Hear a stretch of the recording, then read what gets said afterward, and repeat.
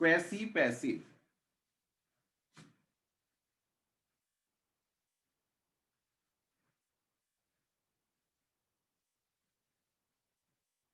Passive voice या passive of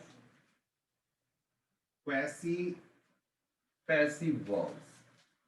actually इसका मतलब क्या है, क्वेसी पैसिव का मतलब क्या है कि ट्रांजिटिव वर्ब्स जो खुद पैसिव के सेंस में होते हैं। ट्रांजिटिव वर्ब जो खुद, कोई पूछेगा तो इसका मतलब होता है transitive verb, transitive verbs passive in sense. ऐसा ट्रांजिटिव वर्ब जो खुद पैसिव का सेंस देता है, खुद ही उसका मीनिंग जो है सो लगता रहता है जैसे ये खुद ही पैसिव में हो। पहले तो कंफ्यूजन होती है जब खुद इसका मीनिंग ही पैसिव में है, तो why, how should I change it into passive voice. तो फिर पैसिव वॉइस में कैसे चेंज करें? बट वी कैन डू, थोड़ा सा डिफरेंट मीनिंग लेके, डिफरेंट तरीके का यूज करके हम इनका भी पैसिव वॉइस बनाते हैं। जैसे देखिए,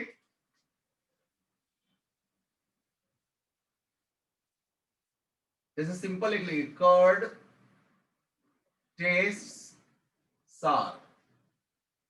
कर्ड टेस्ट सार यानी कि दही का स्वाद खट्टा होता है, ये तो सबको पता है, दही का स्वाद खट्टा होता है। तो ऐसा ये मीनिंग जो है सो पैसिव जैसा लग रहा है, लेकिन उसको हम कैसे चेंज कर सकते हैं? पैसिव में बनाएंगे तो जरूर, फिर इसका कर देते हैं ऐसे, पैसिव वॉइस कर्ड इज, यहां से लेते हैं सार, व्हेन टेस्टेड, व्हेन टेस्टेड या इट इज टेस्टेड, यानी जब उसको टेस्ट किया जाता है तो इसका टेस्ट सार हो जाता है। ऐसे ही हो, देखिए,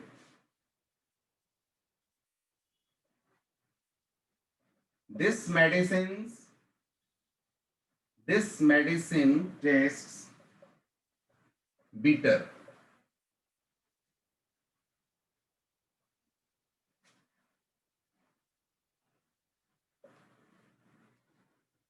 your shoes need polishing,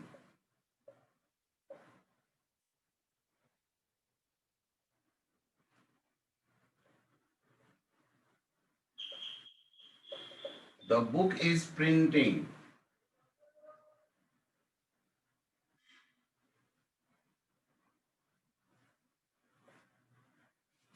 your house needs whitewashing,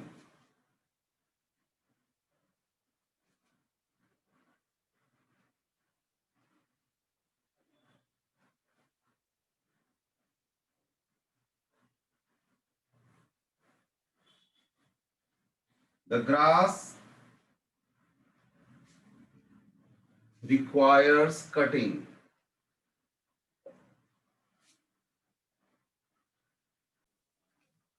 देखिए ध्यान से, पहला क्या हुआ, ये मेडिसिन टेस्ट वाली बात आ गई, इसलिए ऐसे ही रख देंगे, दिस मेडिसिन, यहां तक this medicine is bitter when tested या it is tested. Your shoes, अगर ये आईएनजी वाला आ जाए तो योर शूज नीड, और इसको हम चेंज करते हैं टू बी पॉलिश, यहीं से पैसिव बनता है, यहीं से पैसिव का सारा काम शुरू होता है। अगला देखिए, the book is printing, the book is printing, अब इसका क्या होगा, the book is being printed, being printed, इसका मतलब है बुक को प्रिंट किया जा रहा है, बुक को प्रिंट किया जा रहा है। इसी तरह से your house needs white washing, ये किस तरह से बना देंगे, ये वाला आ जाएगा यहां पे, your house needs to be white washed,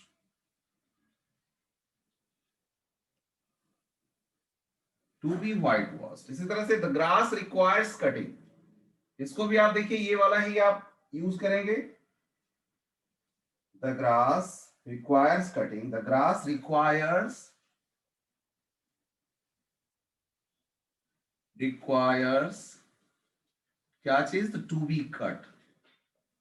the grass requires to be cut. ऐसे ही the rose smells sweet. Rose smells sweet when. कब लगेगा? रोज को हम क्या करेंगे? टेस्ट तो करते नहीं है, इसको हम क्या करते हैं? स्मेल करते हैं, सूंघते हैं. तो when it is smelled. When it is smelled, जब इसे स्मेल किया जाता है. अगला, इसी तरह से अ टेम्पल. ऐसे जब कोई चीज आ जाए तो आप देखिए, किसी चीज को टच करने से, किसी चीज को सूंघने से, किसी चीज को टेस्ट करने से, किसी चीज को जो हमारी ज्ञानेंद्रियां हैं उससे फील करने से, तो इस तरीके से हम उसको उस समय में समझ के बनाते हैं. इस तरह से a temple is building. A temple is being built. Built. A temple is being built. इसी तरह से द बेड इज सॉफ्ट. अब ये कैसे होगा? बेड कैसे सॉफ्ट पता चलेगा?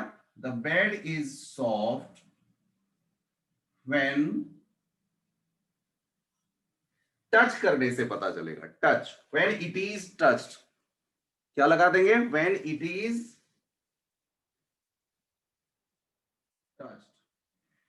व्हेन टच्ड या when it is touched. So these are some of the ways in which quasi-passive sentences can be changed in. आप समझे इस फंडा को? यहां पर ये फंडा क्या था, समझ में आया? यानी ऐसे केस में अगर हम नहीं लिखते हैं बाय के साथ, अगर हम जो न्यू सब्जेक्ट है उसको नहीं देते हैं तो कोई फर्क नहीं पड़ता है, बल्कि अगर हम देंगे तब ये लगेगा कि हमको जानकारी कम है, हमें पता नहीं है बहुत सारी बातों का. क्लियर हो रहा है? तो ऐसे वर्ब को, ऐसी चीजों को, इसी को इसलिए कहते हैं when use of the agent by is super. When use of by is superfluous. Superfluous. तो हमें सुपरफ्लुअस सिचुएशन से, ऐसे सेंटेंस में बचेंगे, बचाएंगे अपने आप को. और कुछ ऐसे सेंटेंस हम आपके साथ अब शेयर करना चाहते हैं. जैसे देखिए, people speak English all over the world.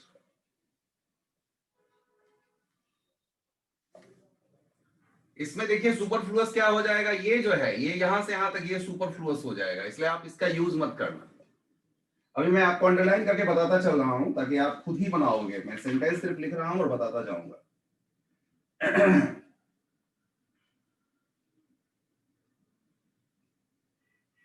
Is this should the police be informed? Should we inform the police?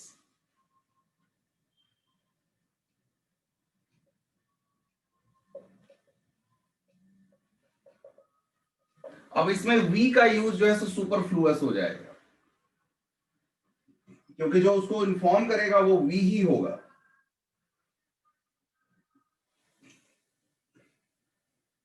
All must pay taxes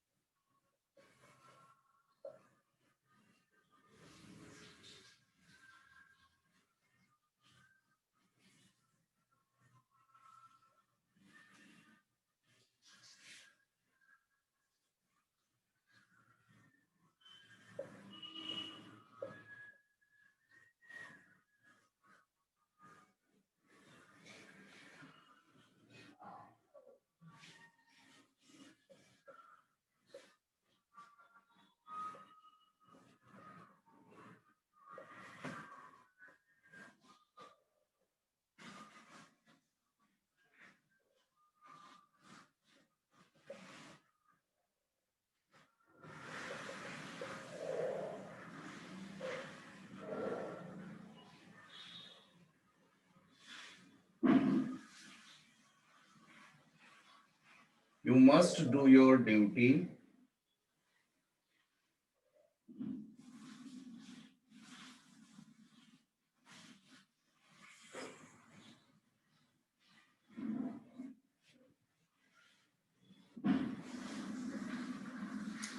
in sentences को बेटा जल्दी से करें तो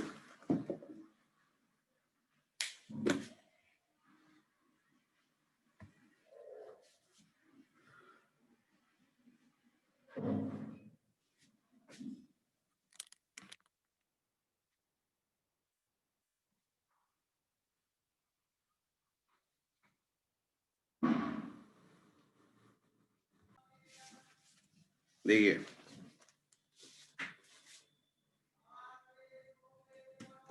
अब देखिए कैसे इसको बनाते हैं। Should we inform the police, should the police be informed, ये इसका बन जाएगा, क्योंकि अब अस लगाने की जरूरत है, अगर इन्फॉर्म करेंगे तो वो हम ही होंगे।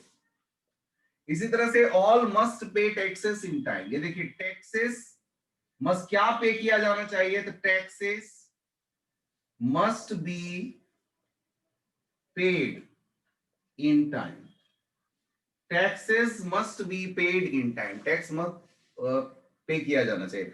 आई have sold my bicycle, my bicycle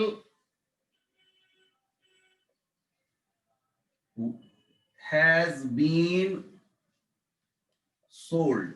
अब देखिए बाय नहीं लगाने की कोई जरूरत नहीं है यहां पे। Someone has stolen my purse, my purse has been stolen। अगर चुराया गया है तो किसी ने तो चुराया ही है। Enemies killed the police, the king, sorry, king यहां था, the king was killed। अब मारा होगा तो enemies ही मारा होगा। You must do your duty, your duty must be done, अवश्य होना चाहिए। We elected him president, अब देखिए यहां से हम बनाएंगे, he was elected president। अब इसमें by us लगाने की जरूरत नहीं है। So these are some of the sentences where हमने बहुत तरह के सेंटेंसेस करने की कोशिश की, एक आधा और बच गया है। Tomorrow we will do all of them. इसको आप अच्छे से नोटबुक पे कर लिए तो ठीक है। तो ऐसे ये सारे सेंटेंसेस हैं जिसमें कि जो सब्जेक्ट यहाँ का होता है वो बाय के बाद लगाने की जरूरत नहीं होती है, क्योंकि वो सुपरफ्लुअस यूज हो जाता है। इसलिए हमें उस सुपरफ्लुअस यूज से बचना चाहिए, यहाँ पे बाय का यूज नहीं करना चाहिए। I think you must have understood. ये सब कुछ ऐसे थे जो आप पिछले क्लासेस में नहीं किए होंगे। अच्छे से उसको देखिए, समझिए।